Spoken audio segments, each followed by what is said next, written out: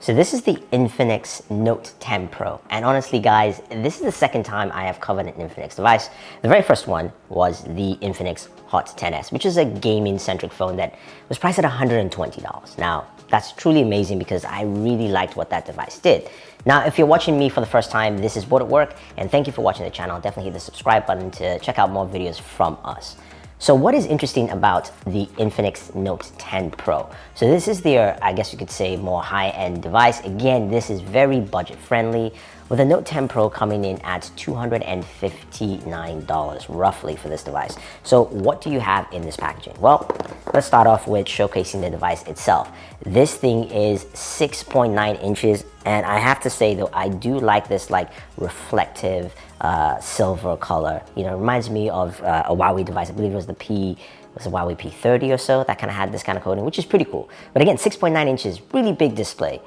It's also a 90Hz display for HD+, so which means you are getting something that is fast and vibrant while you're navigating around. It's a lot of space here. Now, this has the Note name to it, so is it similar to the Galaxy Note series, which I have? And just to give you a quick size comparison, this is what they look by at side by side. So here you go. That is what they look like. Very close in size, but this doesn't offer an S Pen in any form or fashion. So for those of you thinking you might get an S Pen with this device, that is not the case. But let's digress here. Now, it's got a ton of features built in. This is running the MediaTek G95 processor, which means we'll be doing some gaming. Also comes with stereo speakers as well, so that's nice. And this device does have a USB Type-C port as well as a headphone jack. So those kind of things that you'd be expecting. Battery.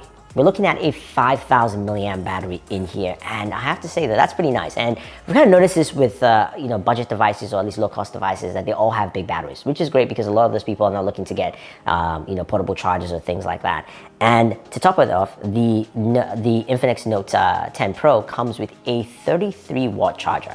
Now, they also have an Infinix Note 10, which comes with an 18-watt charger. So this at least should top you off pretty quickly.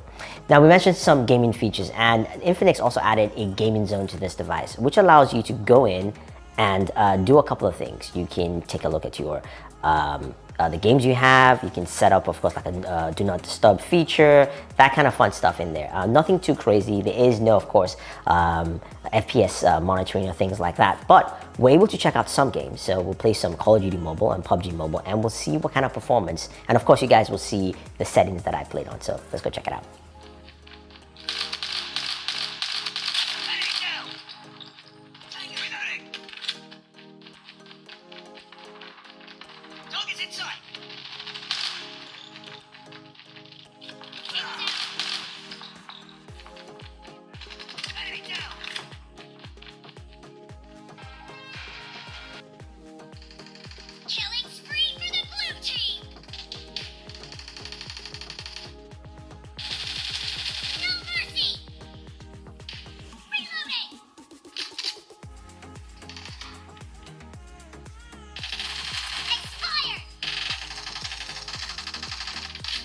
Gaming performance is actually pretty decent. I think when you're looking at the price point and what you get with this, if we look at, say, you know, Call of Duty Mobile, yes, we played at very high, and we're able to get 57 frames per second, not locked at 60, but again, solid affair in terms of performance. Now, PUBG Mobile, we're able to play on Smooth Ultra, and in that gameplay session, we're able to do about 40 frames per second. Again, really solid gaming experience. Another thing to add with this device is that you do have the you do also have the in-game menu, which allows you to map out buttons within your gameplay. So I did map out the volume button, so I mapped out the volume up button as my fire trigger button, which was great to see, and it actually helped me play much better because I like trigger buttons. They do a much better job. So gaming-wise, I think you're going to get the kind of benefit you're looking for from this device. Now, this device also has a ton of other features here. You do have a quad camera system, and within that camera system, though, there are some unique features with it. So you've got an AI cam, which is just standard. That's your main camera. You've got also a super night mode.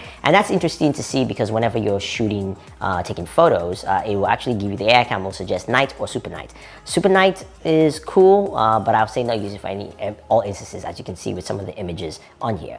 The other thing to note is you can record video in night mode as well, but when you're recording video in night mode, you can clearly see the difference. It says that 1080p 30 instead of 4K 30, which it can do, and it's something that I will suggest not to, just because it doesn't do a good job, at least at those levels. But you do have 4K 30 video, which is decent. Stabilization is not great, so don't want to run around with that while shooting video.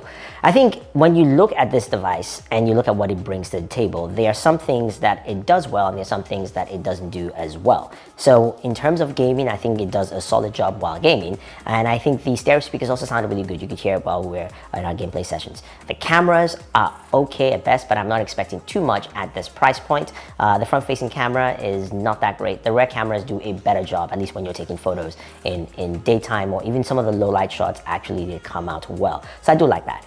Battery life, fantastic. 5,000 milliamps, you really can't go wrong with that. I think this is for someone who's looking for a large display, watching content, gaming, being able to even take notes. There is a note-taking app. You can use your hand to write as a pen if you want to, and it's pretty effective.